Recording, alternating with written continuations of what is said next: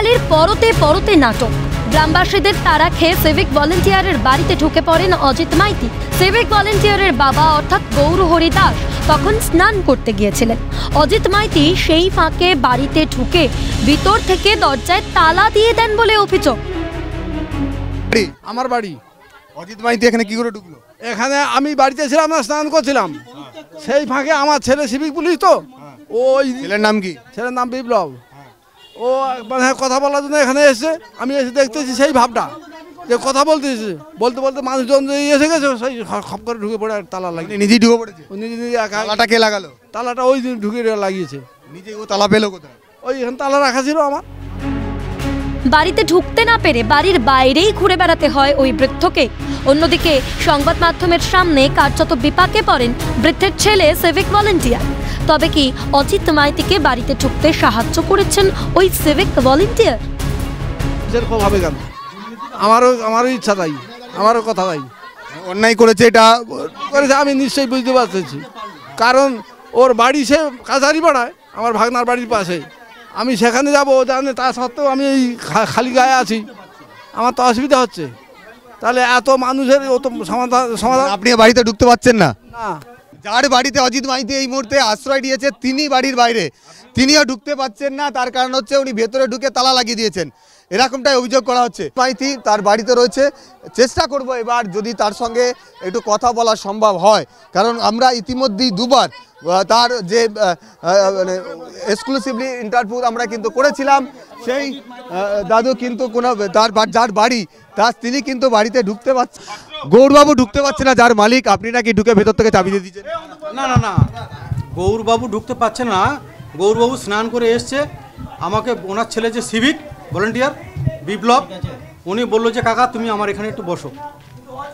যখন গৌরবাবু স্নান করে এসছে, জলে বালতি নিয়ে এসছে, যখন মানুষজন তাড়া করে এসছে, তখন বিপ্লব আমাকে বললো যে কাকা তুমি আমার বাড়ির মধ্যে একটু ঢুকো। এত মানুষ আপনার বিরুদ্ধে ক্ষেপে উঠলো কি করে? গ্রামে গোটা গ্রাম, আমি নিজেই বুঝতে পারছি না যে আমি কি দুর্নীতির সঙ্গে যুক্ত। তুমি ওটা ঢুকতে সাহায্য করেছো না, উনি বলছেন যে তুমি দাঁড়িয়েছিলে। আমি ওখানে, ওটা আমার বাড়ি, ওটা আমার বাড়িতে আমি ছিলাম। হ্যাঁ, তারপরে উনি রাস্তা থেকে ছুটে এসে ঢুকে আপনি দাঁড়িয়ে বলুন ঘুরে উঠছেন। আপনি কি করেন?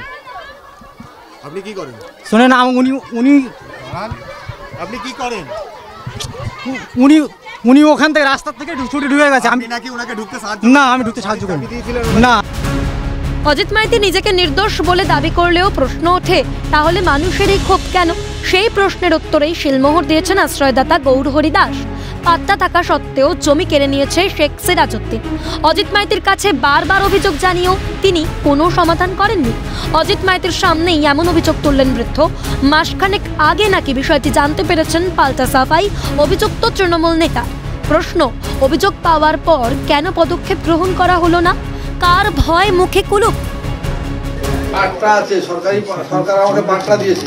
সেই পাট্টার মাথায় অকৃষি জায়গা প্রত্যেকের আছে, আমারটাকে নিয়ে আমি একটা বয়স্ক লোক, আমার 18 অপারেশন হয়েছে দুবার। অন্যভাবে সেই বিচারটাও সিরাজ ডাক্তারকে দিয়েছিলাম, সিরাজ ডাক্তার কোনো সমাধান করতে পারেনি। কেস বলছি, প্রশাসন তো আপনার দোরগোড়ায়, যার বিরুদ্ধে অভিযোগ সে আপনার ঘরে। পক্ষের কেস হয়ে গেছে, সিরাজ ভাই আরো আমার টাকা দিয়ে তাদেরকে খালাস করে দিল। এরপরে এই সরকারের কাছে কি আশা করতে পারি তাদের নেতাদের কাছে? আপনাকে সামনাসামনি অভিযোগ করলো, কি বলবেন বলুন এবার? বলুন। আপনি তো বলছিলেন অভিযোগ যে কথা বলছি অভিযোগ সত্য, কিন্তু অনেক পরে আমাকে জানিয়েছে, এই ইদানিং জানিয়েছে। কবে? এই মাসখানেক হচ্ছে। একেই বোধহয় বলে ভাগ্যের পরিহাস। যে মানুষটার জমি কেড়ে নেওয়া হলো তিনিই আজ আশ্রয়দাতা। জনরোষের সামনাসামনি হতে না পেরে কার্যত ভিজে বিড়ালের মতো অবস্থা। এটাই কি ভবিতব্য? উত্তর অধরা। ক্যামেরায় সুরজিৎ প্রামাণিক ও গোপাল সেনের সঙ্গে মফিজুল ইসলাম ও অয়ন শর্মার রিপোর্ট, ক্যালকাটা নিউজ।